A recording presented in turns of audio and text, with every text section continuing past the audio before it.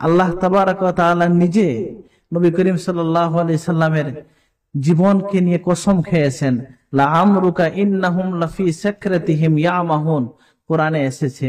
হযরত ইবনে আব্বাস রাদিয়াল্লাহু আনহু বলতেছেন, আমরা কখনো কোথাও পাই না যে আল্লাহ কোনো মানুষের জীবন নিয়ে কসম খেয়েছেন, শুধু আমাদের নবী মুহাম্মদুর রাসূলুল্লাহর জীবন নিয়ে কসম খেয়েছেন। সুবহানাল্লাহ।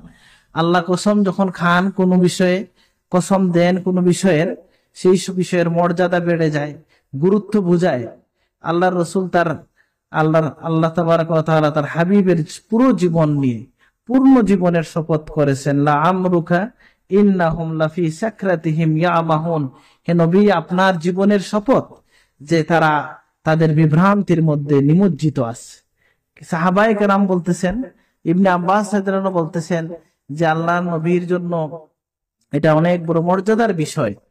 আল্লাহ নবীরকে দৈহিকভাবে আল্লাহ যে সম্মান দান করেছেন, আল্লাহ নবীর চেহারার কথা আল্লাহ কোরআনে কিভাবে নিয়ে এসেছেন, যে কাদ নারা তাকাল্লুবা ওয়াজহিকা ফিস সামাই ফালানুওয়াল্লিয়ান্নাকা কিবলাতান তারদাহা। ইয়া রাসূলুল্লাহ, আপনি বারবার যে আকাশের দিকে তাকাচ্ছেন, আপনার এই চেহারা উত্তোলনকে, আপনার মনের কথা আমি জানি, আপনার মনের ইচ্ছাকে আপনি কিছু বলার পূর্বে আমি আপনার ইচ্ছাকে বাস্তবায়ন করলাম, কিবলাকে বাইতুল মুকাদ্দাস থেকে কাবার দিকে ফিরিয়ে দিলাম। সুবহানাল্লাহ। আল্লাহ তাবারাক ওয়া তাআলা নবী করিম সাল্লাল্লাহু আলাইহি সাল্লামকে মর্যাদা দিয়েছেন, রিসালাতের মর্যাদা। আল্লাহ রাসূল নিজে বলতেছেন, আনা সাইয়্যিদু ওয়ালদে আদম, আদম সন্তানের মধ্যে আমি হচ্ছি সবার সর্দার, ওয়ালা ফখরা। আল্লাহ রাসূল বলেছেন যে আমি প্রথম নবী, প্রথম রসুল। রাসূলুল্লাহকে জিজ্ঞাসা করা হয়েছে, ইয়া রাসূলুল্লাহ, মাতা ওয়াজাবাত লাকা নবুওয়া, আপনার জন্য কখন নবুয়ত সাবিত হয়েছে, আপনার উপর নবুয়ত কখন থেকে জারি আছে? আল্লাহ রাসূল বলেছেন, ওয়াল আদামু বাইনার রূহ কুনতু নাবিয়্যান ওয়া আদামু বাইনার রূহ ওয়াল জাসাদ।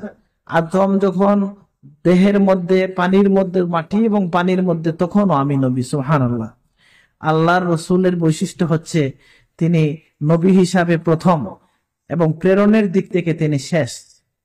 আল্লাহ নবীর এই জন্য মাদারিজুন নবুয়ত কিতাবের মধ্যে আল্লাহর রাসূলের যে কয়েকটা নাম নিয়ে আসা হয়েছে, এর মধ্যে একটা হচ্ছে আল আউয়াল, একটা হচ্ছে আল আখির।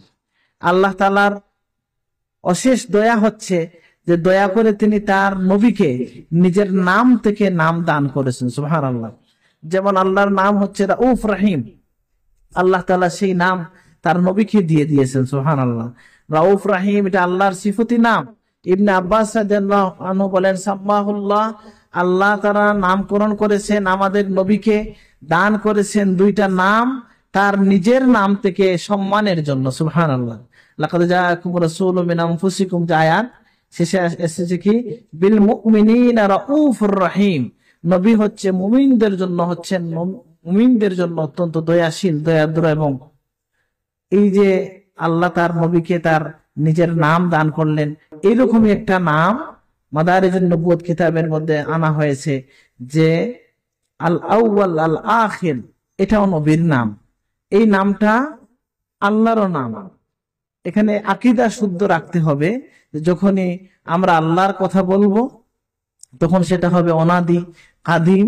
রাসূলুল্লাহর কথা যখন আসবে, ইমানের মধ্যে, এখানে আমাদের কালিমার মধ্যে এই কথাটা এসেছে কি, যে আমরা বলছি যখন আশহাদু আল্লা ইলাহা ইল্লাল্লাহ ওয়া আশহাদু আন্না মুহাম্মাদান আবদুহু ওয়া রাসূলুহু, আবদুহু বলার পরে সাথে সাথে এটা ক্লিয়ার হয়ে গেল যে তিনি খোদা নন, আল্লাহর সমকক্ষ নন।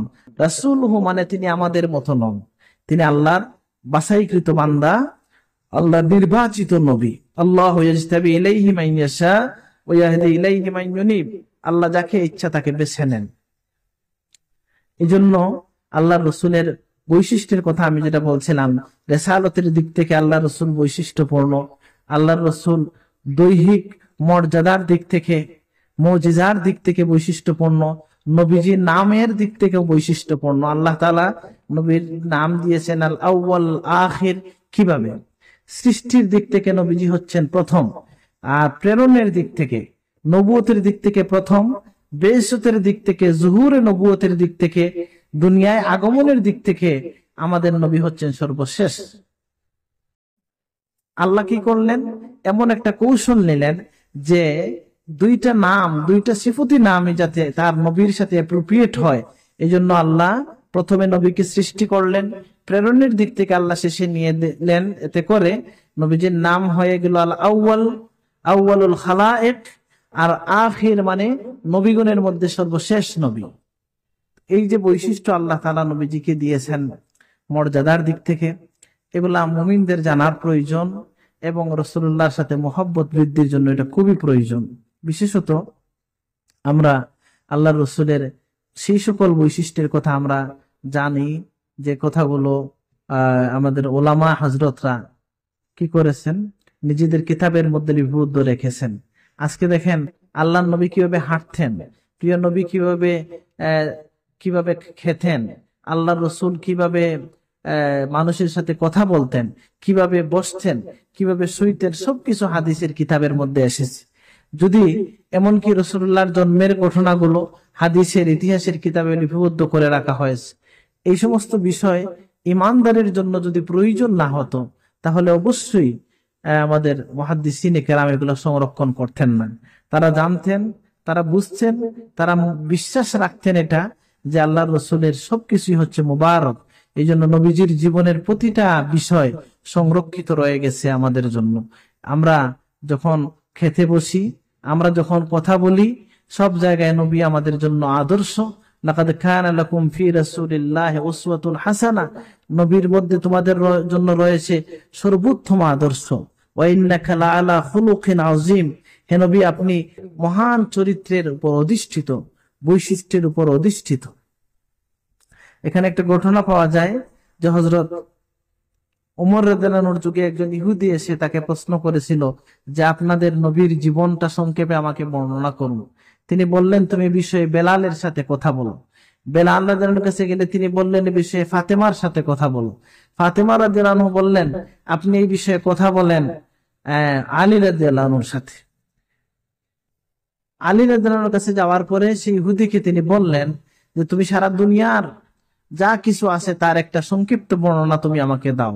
সে ব্যক্তি বলল যে এটা অসম্ভব কথা, এটা সম্ভব না, কোন মানুষের পক্ষে যে দুনিয়ায় যা কিছু আছে তার বর্ণনা দেওয়া অসম্ভব।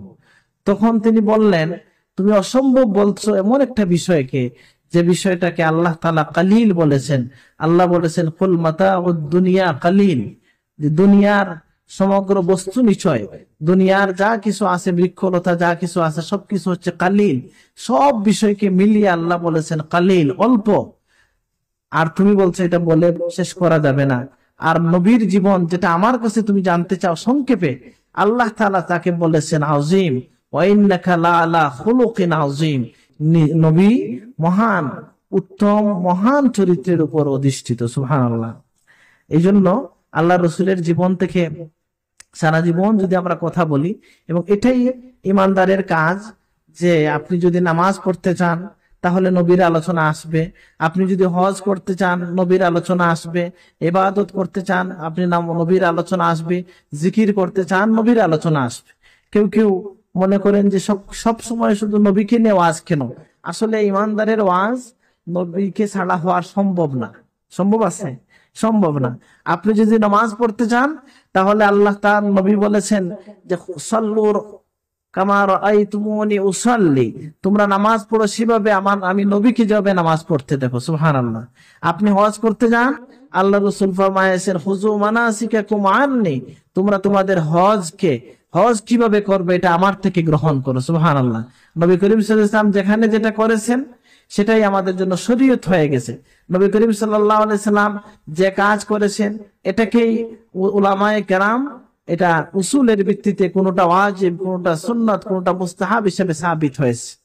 আমরা উলামা মুস্তাহিদিনদের ব্যাপারে আমাদের সতর্ক থাকা দরকার। আমাদের সমাজে এই প্রবণতা চলে এসেছে যে অনেকেই মনে করেন যে ইমাম আবু হানিফা রাহমাতুল্লাহ আলাইহি বা কোন ইমাম যারা আছেন তারা ইসলামের মধ্যে বিভাজন সৃষ্টি করেছেন। নাউজুবিল্লাহি মিন যালিক। এটা ভুল কথা। কারণ আমরা যদি বলি যে উদ্দেশ্যটা কি ছিল, এটা হচ্ছে এক একটা চিন্তার মানে এক একটা স্কুল বা স্কুল অফ থট বলা যায়। যে আমরা বাংলাদেশের প্রেক্ষাপটে যদি উদাহরণ দেই, যে বিভিন্ন স্কুল আছে আমরা যদি বলি যে সব মিলাইয়া একটা স্কুল করে দেন, একটা মাদ্রাসা করে দেন, এটা সম্ভব না। মানুষের প্রয়োজনেই বিভিন্ন জায়গায় প্রতিষ্ঠান গড়ে উঠেছে, কিন্তু সিলেবাস সকলের এক, টার্গেটও সকলের এক। সিলেবাসটা কি? যে নির্দিষ্ট কারিকুলামে পড়াশোনা হয়। টার্গেটটা কি? সার্টিফিকেট অর্জন। স্কুলগুলার বা মাদ্রাসাগুলার এই সমস্ত মাযহাব যেগুলো আছে তাদেরও সকলের সিলেবাস এক, টার্গেটটা এক। সিলেবাস হচ্ছে কোরআন।